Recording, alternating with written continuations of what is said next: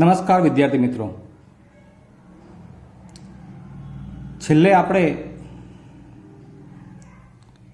દ્વિઘાત સમીકરણ પ્રકરણના વિડીયોમાં આપેલ સમીકરણ એ દ્વિઘાત સમીકરણ છે કે નહીં એવું ચકાસ્યું અને રકમવાળા એટલે કે કૂટ પ્રશ્ન હોય તો એની પરથી એનું દ્વિઘાત સમીકરણ કેવી રીતે રચાય છે એવું પણ જોયું હતું। એ ટાઈમે આપણે વાત કરી હતી કે આ સમીકરણોમાં જે જવાબ લાવવાનો હોય એટલે કે એનો ઉકેલ મેળવવાનો હોય એ શું છે। તો સમીકરણનો ઉકેલ એટલે શું, સૌથી પહેલા આપણે એ સમજીએ। તો દાખલા તરીકે x² - 3x + 2 બરાબર 0 આ સમીકરણમાં x બરાબર હું શું મૂકું કે જવાબ ડાબી બાજુ 0 થાય એટલે કે સમીકરણનું સમાધાન થાય, જેને સમીકરણનો ઉકેલ કહેવાય। તો એપ્રોક્સિમેટલી આપણે એના જુદા જુદા જે એની કિંમતો બને છે, મૂલ્યો મળે છે એનો વિચાર કરીએ અને આ ડાબી બાજુએ ડાબા કરી અને જે x² - 3x + 2 લખ્યું છે એનો જવાબ 0 લાવવાનો થતો હોય તો x બરાબર 2 મૂકી જોઈએ। 2 નો વર્ગ - 3 × 2 + 2, 2 નો વર્ગ 4, 3 દુ -6 અને આ +2, 4 + 2 એટલે 6 - 6 0। તો બસ મિત્રો, અહીં x બરાબર 2 મૂક્યા એટલે આ x બરાબર 2 એ આપેલ સમીકરણનો ઉકેલ એટલે કે એનું બીજ થઈ જશે, જેને આપણે અહીંયા દ્વિઘાત સમીકરણના સેન્સમાં બીજ કહીશું। બરાબર છે। દ્વિઘાત બહુપદીમાં આપણે એનું શૂન્ય કહેતા હતા, એટલે એને એના શૂન્ય કહો કે બીજ કહો કે ઉકેલ કહો, આ બધી જ બાબતો એક સરખી લાગુ પાડી શકાય। તો આપણે આજના વિડીયોમાં આવા જુદા જુદા દ્વિઘાત સમીકરણો જે મળ્યા હોય આપણને એના જુદી જુદી રીતથી ઉકેલ મેળવવાના છે, એટલે આડકતરી રીતે તો એના અવયવ પાડવાના છે।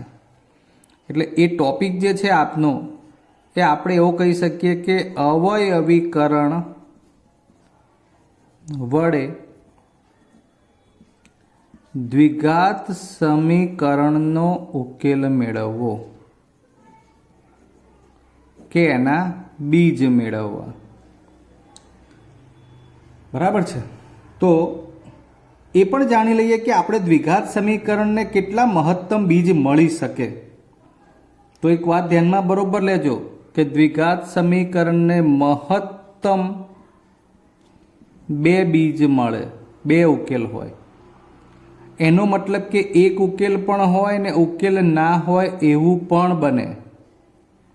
આ એક ગુણમાં ધ્યાનમાં લેજો બરોબર। દ્વિઘાત સમીકરણ કે જેને 2 ઉકેલ મહત્તમ હોય એટલે કે 2 બીજ મહત્તમ મળે, એક ઉકેલ પણ મળે અને ના પણ મળે। બરાબર છે।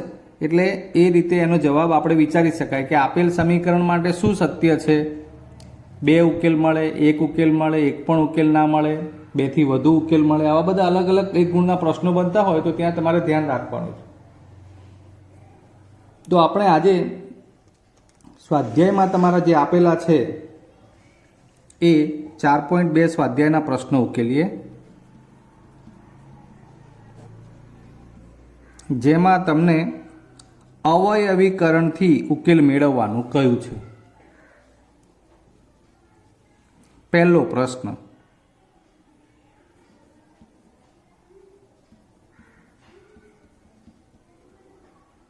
x² - 3x - 10 બરાબર 0। મિત્રો, આમ તો આ મધ્યમ પદના ભાગ પાડવાની રીત આવે, તમને યાદ કરાવી દઉં તો આપણે આને આ રીતે ઉકેલતા। અહીંથી આ પહેલું પદ એનો સહગુણક 1 અને આ અંતિમ પદ 1 × -10 એટલે ગુણાકારથી 10 એકા -10 લાવવાના। આ માઇનસનો મતલબ કે બાદ બાકીથી મધ્યમ પદના ભાગ પડે એટલે કે -3 લાવવાના। ગુણાકાર -10 થાય અને બાદ બાકી 3 થાય એવા બે અવયવ 5 દુ 10 અને પછી એમાં આ નિશાની મોટા પદને આપતા અને બાદ બાકીથી ભાગ પાડીએ ત્યારે આ વિરોધી નિશાની આવતી। બરાબર છે। આ રીતે એના ભાગ પડતા। આ 10 ક્યાંથી આવ્યા તો કે પ્રથમ પદ x² એનો સહગુણક 1 સમજવાનો છે। અહીંયા આગળ અહીં -10 એટલે 10 એકા -10 ગુણાકારથી પહેલા અને અંતિમ પદનો ગુણાકાર થયો સહગુણકોનો। પછી આ નિશાની ઉપરથી ખબર પડે કે બાદબાકી છે તો બાદબાકીથી મધ્યમ પદ લાવવાનું જે -3 છે એટલે ભાગ પડે બાદબાકીથી 5 દુ 10 5માંથી 2 જાય તો 3। બરાબર છે। પછી x આપણે ગોઠવી દઈશું અહીંયા એ પ્રમાણે। તો આ એક તમને મેં રીતની એક પુનરાવર્તન કરી આપ્યું। હવે અહીં માટે લખવાનું છે કેમ કે અહીંયા બરાબરનું નિશાન છે જ એટલે x² -5x + 2x -10 બરાબર 0। બે પદમાંથી કોમન નીકળશે 3 થી 4 પદ થઈ ગયા છે એટલે માટે આ ખાસ યાદ રાખો। દરેક બાબતો વિડીયો વખતે અમે બહુ જ ઝીણવટતાથી સમજાવીએ છીએ મિત્રો। x -5 + 2 કોમન 2 પંચા 10 એટલે અહીંથી 2 નીકળી જાય એટલે અહીંયા 2 ગુણ્યા 5 એ પ્રમાણે સમજો તો 2 અને 2 એટલે 2 કોમન નીકળે। અહીંથી વધે હવે x -2 પંચા 10 5। ધ્યાન આપો તો આવડે જ એવો કોઈ પ્રશ્ન જ ન રહે કે મને સમજાતું નથી। એટલે x -5 આપણી જે રીત હોય છે એ પ્રમાણે બંનેમાં હવે કોમન થઈ ગયું માટે x -5 અને બીજા કૌંસમાં x + 2 બરાબર 0। હવે શું કરવાનું તો હવે બીજ શોધવા માટે અહીં આ બંને કૌંસનો શૂન્ય સાથે સંબંધ લેવાનો। એવું એટલા માટે કે x -5 બરાબર 0 હોઈ શકે અથવા જેને આપણે k પણ લખીએ x + 2 બરાબર પણ 0 હોઈ શકે। આપણને ખબર નથી કે કયું પદ 0 છે। આ બંને કૌંસમાંથી કયું 0 છે ખબર નથી। આ પણ 0 હોઈ શકે આ પણ 0 હોઈ શકે એટલે x -5 બરાબર 0 x + 2 બરાબર 0। ખ્યાલ આવે? દર વખતે આપણે અહીંથી આ રીતે છૂટું પાડીને લખવાનું હોય છે ત્યાં સુધી બરાબરની સામે 0 0 0 લખતા જવું પડે। હવે બંનેમાં લખ્યું ને એમાંથી આપણને બીજ મળશે x બરાબર -5 સામે જાય અને અહીંયા x બરાબર 2 સામે જાય માટે સમીકરણનો ઉકેલ કહો કે બીજ કહો 5 અને -2। સમજ્યા વાતને? ચલો આપણે એને ચકાસી બતાવીએ। તો આપણી પાસે ડાબી બાજુએ પદ x² - 3x - 10 છે બરાબર 0 લાવવાનું છે। જો આ સાચું હશે તો આનો જવાબ 0 આવશે। આપણે x બરાબર 5 મૂકીએ અહીંયા આગળ તો 5 નો વર્ગ -3 કૌંસમાં 5 -10 5 નો વર્ગ 25 5 તરી 15 અને આ -10 25 ધન છે -15 -10 એટલે -25 અને 25માંથી 25 જાય એટલે 0 અને આ બરાબર જવાબ આવી ગયું એટલે કે જે 0 આપેલું છે। આ એક ચકાસી બતાવ્યું છે તમારે આ કામ કરવાનું નથી। આ બીજ શું છે કે ઉકેલ શું છે એની ચકાસણી બતાવી છે। આપણે તો માત્ર બીજ શોધવાના જ છે। ઓકે મિત્રો, ખબર પડી ગઈ હશે। ચાલો ત્યારે હવે બીજો દાખલો આવવો જોઈએ। બધામાં મધ્યમ પદના ભાગ પાડવાનું જ કામ છે ખાસ। તો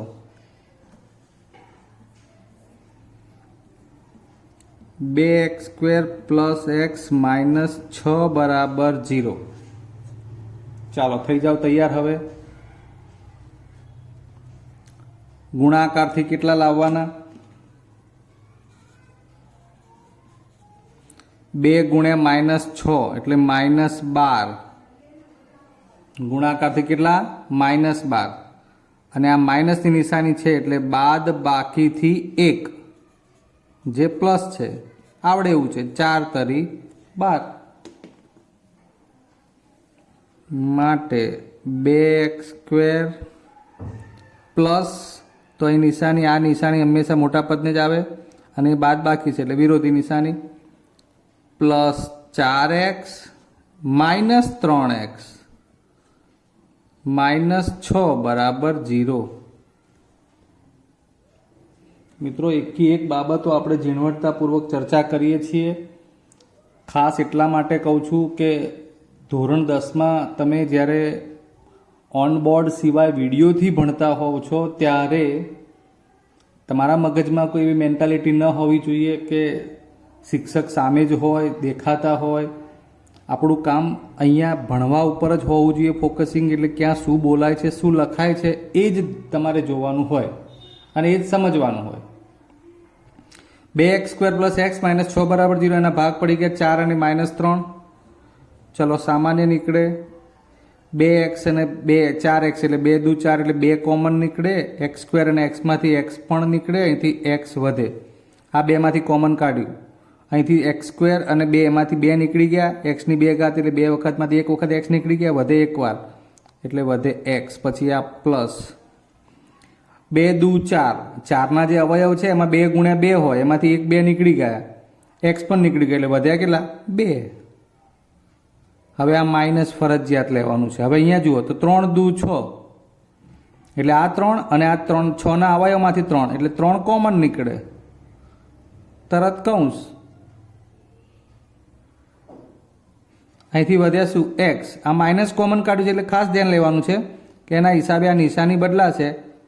પ્લસ 2 કેમ લખ્યા, તો 6ના અવયવમાંથી એક અવયવ 3 કોમન નીકળી ગયો, 3 દુ 6. અને તો જ સાચું પડે કે જ્યારે આ બંને કૌંસ સમાન આવે, જેમ કે અહીં x+2 x+2. બસ હવે કૌંસ ભેગા કરી દઈએ. એક કૌંસ x+2, બીજો આવશે 2x માઇનસ 3 બરાબર 0. હવે x+2 બરાબર 0 અથવા 2x માઇનસ 3 બરાબર 0 માટે x બરાબર -2, અથવા અહીંથી x શોધવા માટે પહેલાં -3 ને સામે લઈ જવાના, એટલે કે 2x બરાબર 3 અને x બરાબર 3/2. ચલો એક દાખલો હજુ, હવે આપણે ચકાસવાની જરૂર નથી.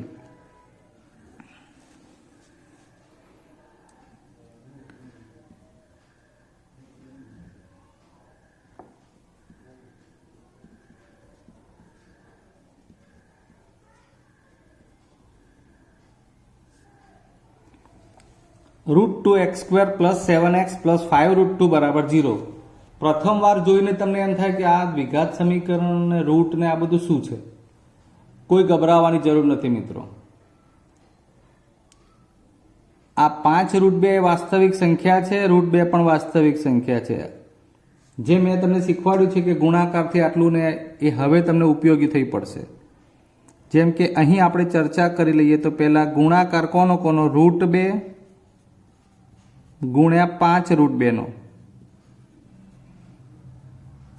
એટલે હવે બહુ સરળ, આ 5 અને √2 ગુણ્યા √2 એટલે +2 થઈ જાય, માત્ર પૂર્ણાંક, ધન પૂર્ણાંક 2 એટલે ગુણાકારથી 10 થઈ ગયા. તમે જે રૂટથી ગભરાતા હતા એ હવે ડરવાની જરૂર નથી. ફરીવાર આ √2 5√2 આ પહેલા અને છેલ્લા પદનો ગુણાકાર કર્યો તો 5 તો ધન છે, √2 ગુણ્યા √2 એટલે √4 અને √4 એટલે 4 નું વર્ગમૂળ 2 એટલે ગુણાકારથી લાવવાના કેટલા 10, જે પ્લસ છે આ. અને માટે હવે મધ્યમ પદ તો એમાં સરવાળાથી લાવવાના થશે +7. આ રહ્યા 7, આ મધ્યમ પદના ભાગ પાડવાના છે 7x ના, એટલે આ 7 વિચારીએ છીએ. એટલે કઈ બે સંખ્યા, તો કે 5 દુ 10, 5 ને 2 7. આ પ્રમાણે હવે આપણે લખીશું. માટે અહીં √2 ધ્યાન આપતા જજો તો x², 7x ના કયા બે ભાગ પાડ્યા, 5x અને 2x, બંને ધન છે તો આ 5x વત્તા 2x વત્તા 5√2 બરાબર 0. ઓકે, હવે 2 માંથી કોમન. મિત્રો 7x ના જ આ બે ભાગ પડ્યા છે જુઓ. તો √2 અને 5માંથી કંઈ કોમન ન મળે. √2 અને 5માંથી સામાન્ય મળે નહીં. x² અને xમાંથી x મળે એટલે અહીંયા માટે x. ચલો શું વધે છે અહીંથી? √2 એમને એમ વધ્યા, એક x પણ વધ્યો, પ્લસ 5 પણ વધ્યા, કાંઈ વાંધો નહીં, પ્લસ. હવે આ 2 અને આ √2, સાહેબ આમાં પણ કોમન તો થોડું વિચારવું પડે વધારે તો જ આવડે.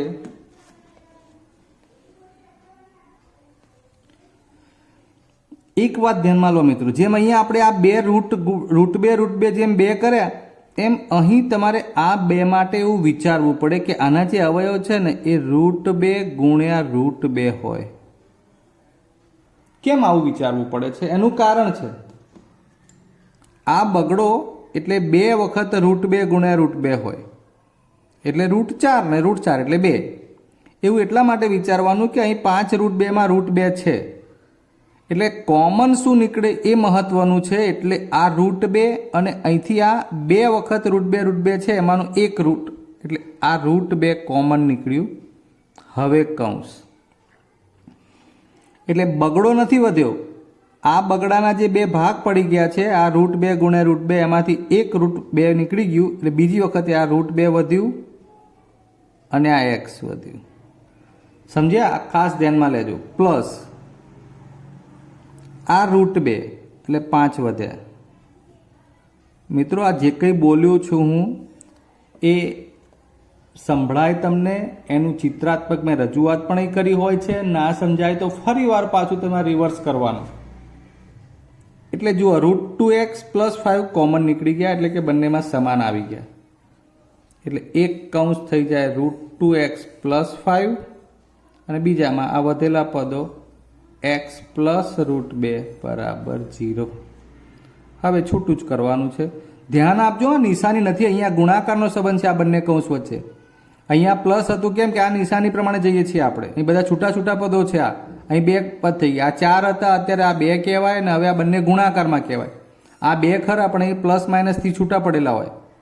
જો આ સ્ટેપમાં પણ એવું અહીં બંને ગુણાકારમાં આવી જાય, એવી રીતે અહીંયા પણ બંને ગુણાકારમાં આવી જાય. હવે છૂટું કરવાનું. √2 × x પ્લસ 5 બરાબર 0. લો અલગ પાડી આપું. અને x પ્લસ √2 બરાબર 0 માટે √2 ગુણ્યા x બરાબર 5 સામે જાય એટલે -5. માત્ર x જ જોઈએ છે આપણે તો -5/√2. અહીં √2 સામે જશે એટલે x બરાબર -√2. માટે સમીકરણના બીજ અથવા ઉકેલ -5/√2 અને -√2.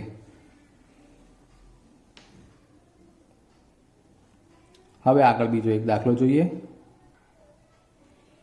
2x² - x પ્લસ 1/8 બરાબર 0. તમને પ્રશ્ન થાય સાહેબ આમાં ભાગ પાડવા જઈએ, આ એક અષ્ટમાંશ છે ને શું કરવાનું? કંઈ નહીં, સૌથી પહેલાં આપણે લસા લઈ લઈએ. એટલે 8 દૂર કરવા છે તો એનો મતલબ કે છેદમાં અહીંયા 1 છે, આના પણ છેદમાં 1, અહીંયા 8 એટલે 8 લસા વડે દરેક પદને ગુણવાનું.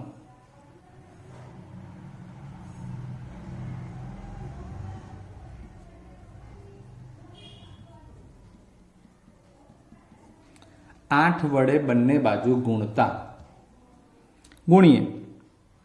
8 ગુણ્યા 2x² -8 ગુણ્યા x એટલે 8x પ્લસ 8 ગુણ્યા 1 અષ્ટમાંશ બરાબર 0 ગુણ્યા 8. ધ્યાન આપજો ખાસ, અહીં સમતાનો સંબંધ છે બરાબર, અને બંને બાજુ ગુણો છો એટલે સમતા જ રહે.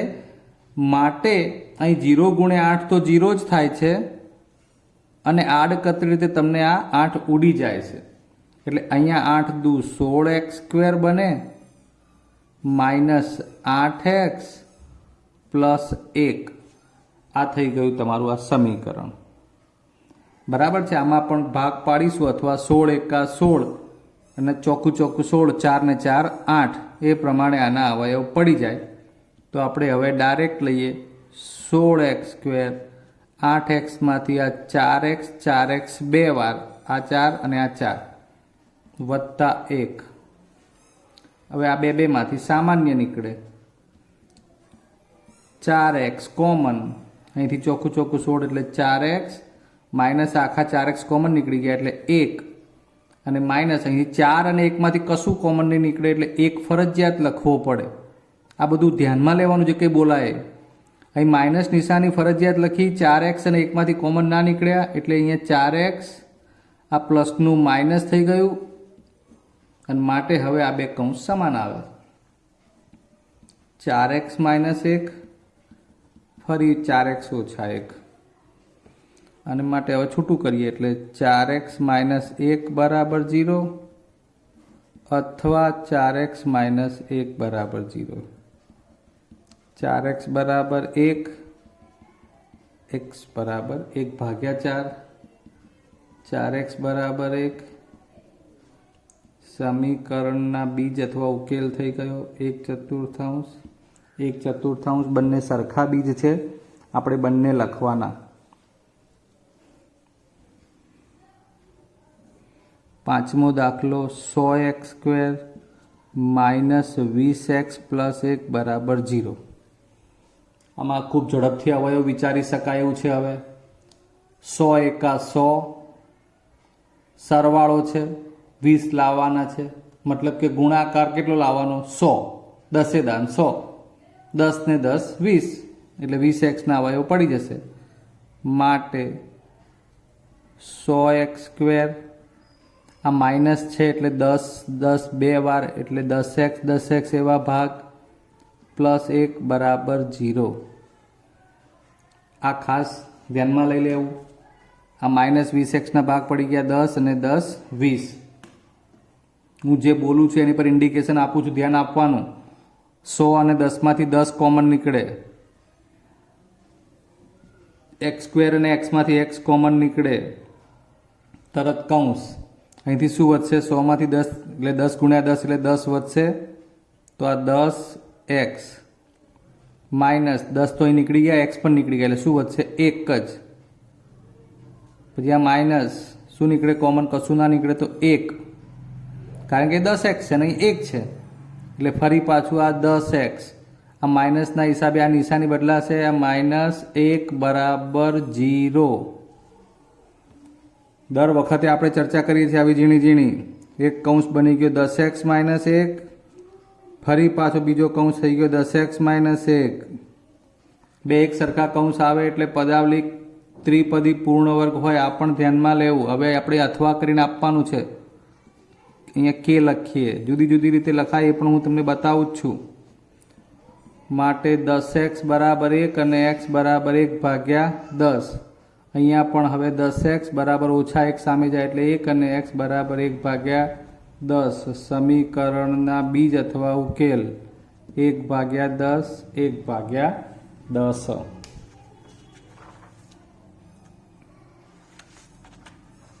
તો જુદી જુદી જે કોઈ પણ 5 રીતના દાખલા હતા એમાં આમ તો તમે જુઓ તો છેલ્લા બંને દાખલા છે ને એ આના બીજ છે ને એની ચર્ચા કરવી હોય ને તો આ પુનરાવર્તિત છે, સમાન ઉકેલ કહેવાય. અહીંયા પણ એવું છે, ઉકેલ સમાન છે, બરાબર છે. બીજ પુનરાવર્તિત કહેવાય. કેમ કે એકને એક બીજ ફરી વાર આવે છે. તો અહીંયા ખાસ નોંધાવી દઉં બાબત એક, તો તમે એનું સ્વરૂપ જોશો ને તો ખબર પડશે. આ છે ને પદાવલી ત્રિપદી પૂર્ણ વર્ગ હોય, બીજ પુનરાવર્તિત અથવા સમાન બીજ આવે, ઉકેલ એક સરખા આવે, એક જ બીજ છે એને કહેવાય, ત્યારે પદાવલી ત્રિપદી પૂર્ણ વર્ગ પ્રમાણે હોય.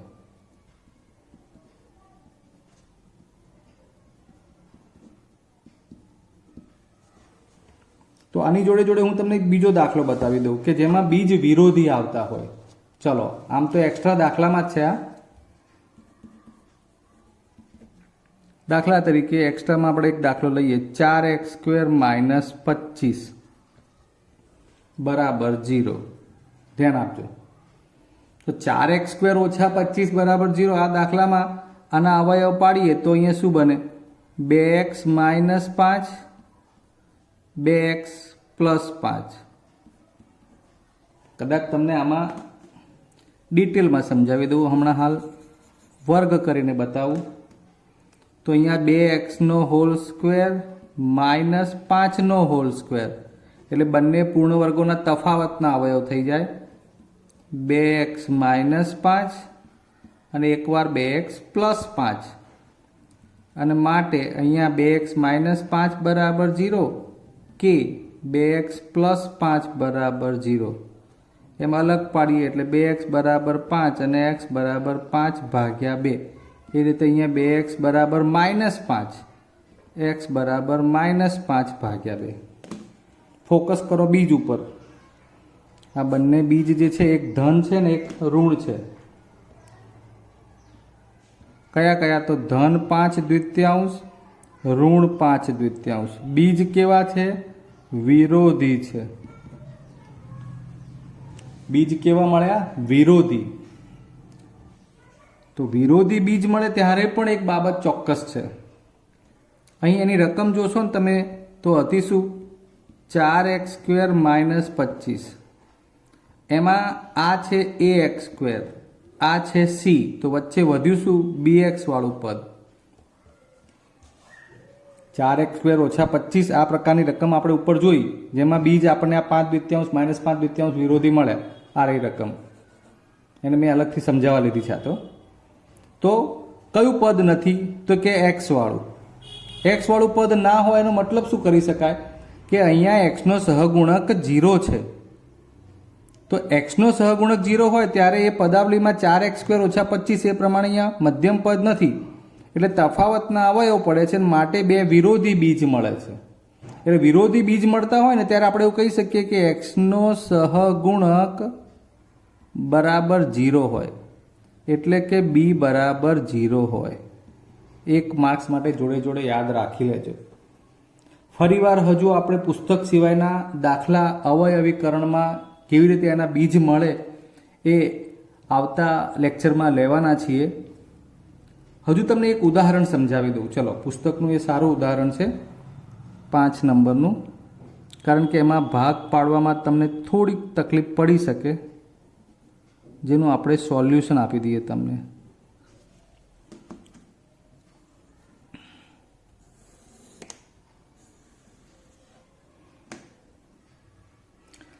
તો આપણે જે રીતે કરીએ છીએ એ પ્રમાણે ગુણાકાર, તો કેટલા? 3 ગુણ્યા 2 એટલે ગુણાકારથી +6 લાવવાના.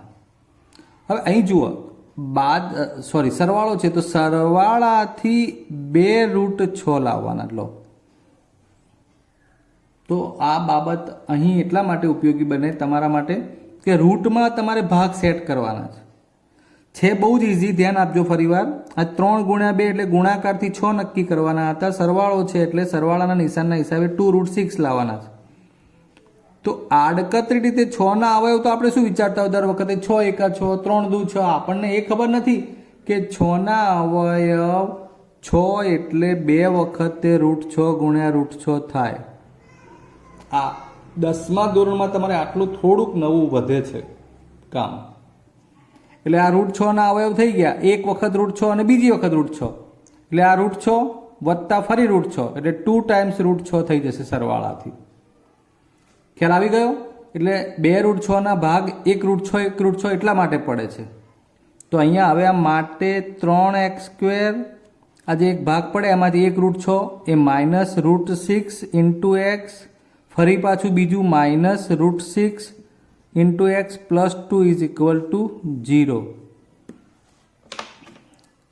આ 2√6 એના બે ભાગ પડી ગયા. આ 1√6 અને બીજું √6. હવે આ બે માંથી કોમન. ધ્યાન આપતા જજો ખાસ. હું તમને આનો થોડું ડિટેલમાં લખી બતાવું. આ જે 3x² છે એમાંથી એને √3 ગુણ્યા √3 બે વાર અને x² લખ્યું. બરોબર જોજો. 3 ના ભાગ પાડ્યા બે વખતે √3. પછી આ જે -√6 છે એનાય બે ભાગ પડે √3 ગુણ્યા √2 અને ઇન્ટુ x. હવે અહીં ધ્યાન આપો આ √6 એમાં પણ આપણે એ જ કરીએ √3 ગુણ્યા √2 ઇન્ટુ એક્સ. હવે અહીંયા ધ્યાન આપો આ +2 જે છે એમાં 2 વખતે √2 ગુણ્યા √2 પછી બરાબર 0. ક્લિયર? ફરી વાર 3ના 2 ભાગ √3 √3, √6ના 2 ભાગ √3 ગુણ્યા √2, અહીંયા પણ √6 એટલે √3 ગુણ્યા √2 અને 2ના √2 ગુણ્યા √2. હવે બે માંથી કોમન, આ બેમાંથી ને આ બેમાંથી તમને હવે આઈડિયા વધુ આવશે.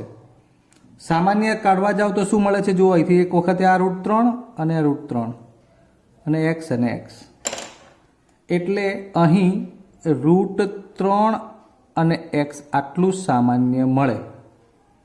અહીં ધ્યાન આપજો, હવે આ √3 અને એક્સ કોમન નીકળે તો અહીંથી એક વખત આ √3 વધ્યું, આ x² માંથી હજુ x વધ્યું, પાછું આ માઇનસ નિશાની, આ √3 અને x નીકળી ગયા છે. શું વધે છે તો √2. સાહેબ આ દાખલો ઓકવર્ડ પડ્યો ને નથી આવડતો ને આવા કોઈ પ્રશ્નો ના થવા જોઈએ. આટલી ઝીણવટતાથી ચર્ચા થઈ રહી છે, તમને નજર સમક્ષ પણ સુપર દેખાય છે, એટલે એ પ્રમાણે ધ્યાનથી જોવાનું આમાં મિત્રો. હજુ ફરી વાર આવે છે જુઓ, √2 માત્ર √2 જ, અહીંયા એક્સ છે પણ અહીંયા એક્સ નથી એટલે માઇનસ નિશાની ફરજિયાત, √2 કૌંસ, અહીંથી શું વધે છે √3 અને એક્સ. આ માઇનસના હિસાબે આ નિશાની બદલાઈ જશે, √2 અહીંથી સામાન્ય નીકળી ગયા છે, આ વધ્યા √2 બરાબર 0.